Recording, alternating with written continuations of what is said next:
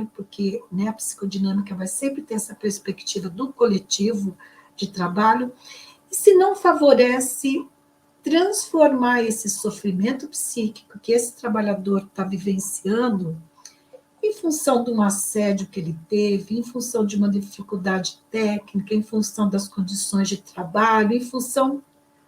Tem várias fontes aí que pode promover esse sofrimento, que pode gerar esse sofrimento psíquico no trabalhador. E se não é possível pegar o caminho do sofrimento criativo, o que esse trabalhador vai fazer? Ele vai usar de estratégias defensivas que são inconscientes, porque lembra, se você é da TCC, não fica arrepiada aí, não fica horrorizada, segura aí, abre a tua mente. Porque meu último ano de faculdade eu fiz com base no behaviorismo, na comportamental. Depois eu mudei. Então, abra a mente, relaxa e vamos seguir, para a gente poder entender. Né? Porque às vezes algumas colegas da TCC são tão ortodoxas assim, que falam, ai, falou inconsciente? Não, não.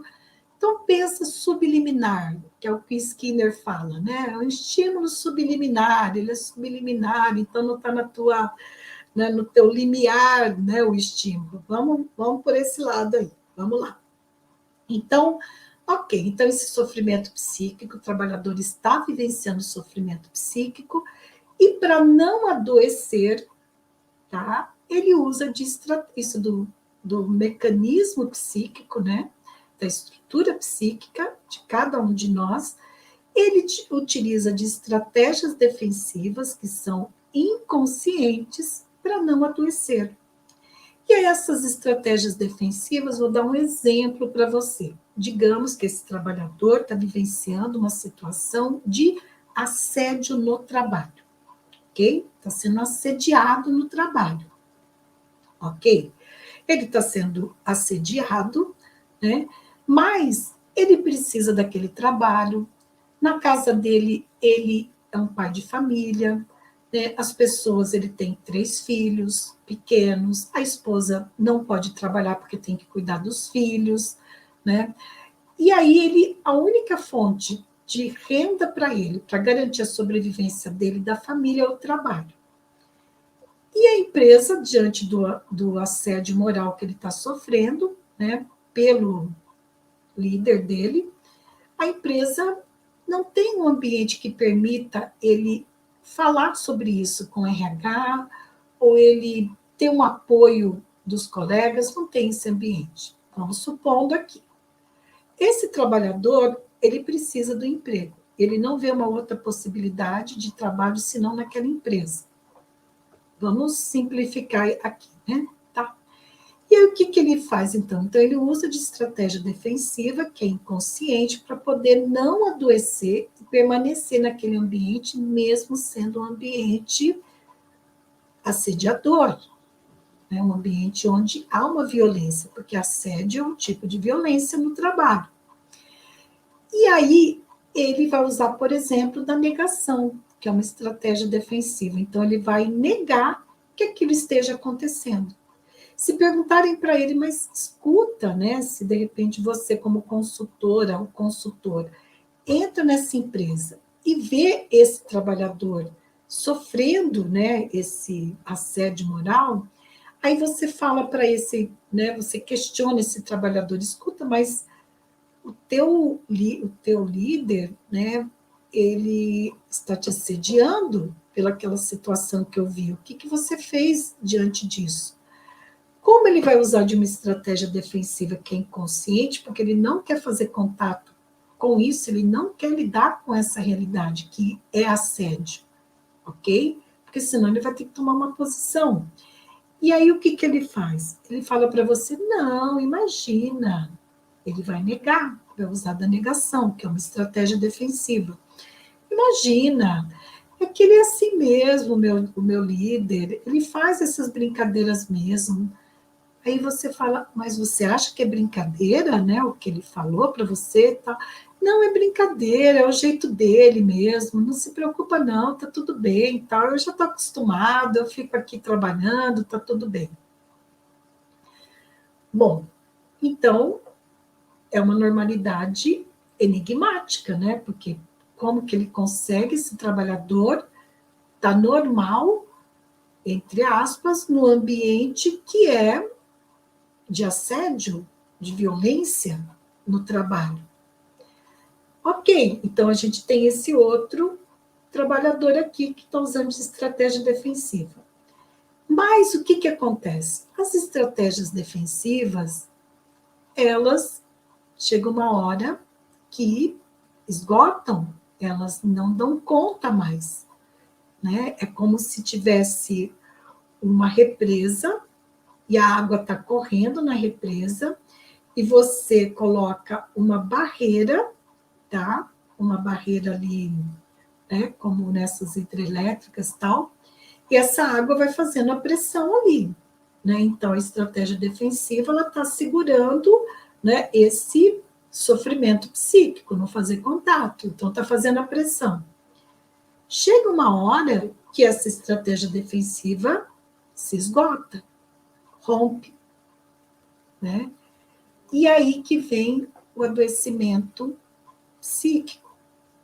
E aí que vem uma crise de ansiedade, uma crise de pânico, ou uma depressão, né? Ou um burnout. E veja, é bem interessante isso, né?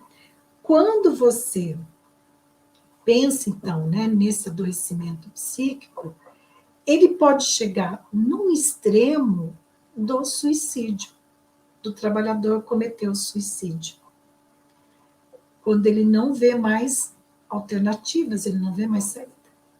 O DEJUR, hoje, né, atualmente, ele tem pesquisado, nesses últimos anos, suicídio relacionado ao trabalho.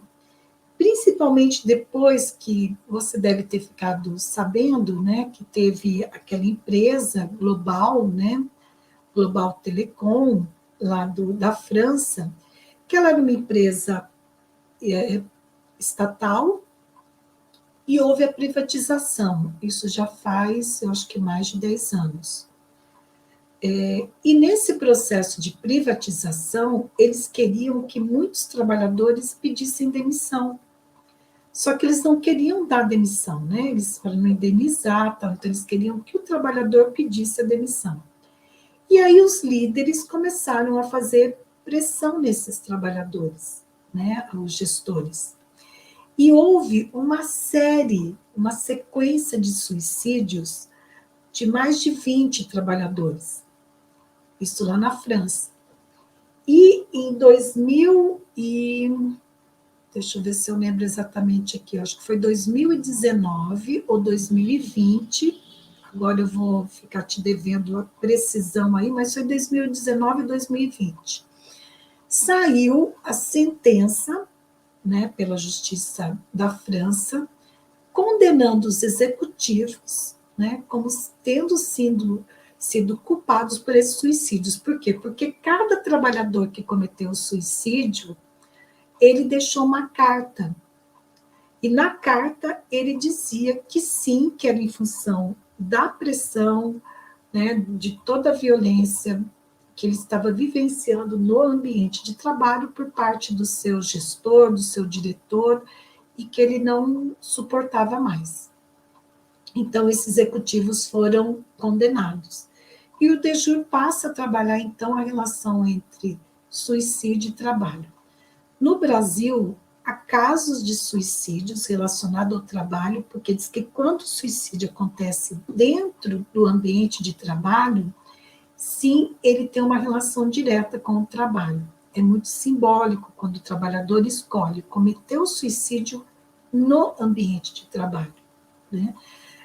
Teve uma empresa no estado, numa cidade de Santa Catarina, eu fiquei sabendo por uma amiga psicóloga, que ela já tinha trabalhado nessa empresa, e aí houve uma pessoa da empresa que cometeu suicídio, um funcionário que cometeu suicídio. Tudo bem em relação à família, não estava com quadro de depressão, e aí cometeu suicídio, era final do ano, foi o ano retrasado isso.